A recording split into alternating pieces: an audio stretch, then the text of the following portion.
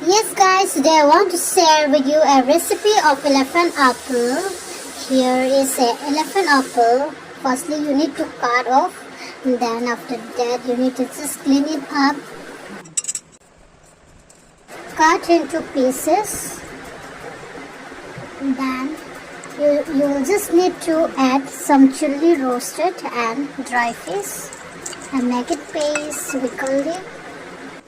And here is our chili paste, and you can just mix up. Ready to have.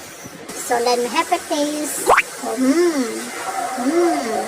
That is very delicious and spicy and sour little bit, and it was very tasty.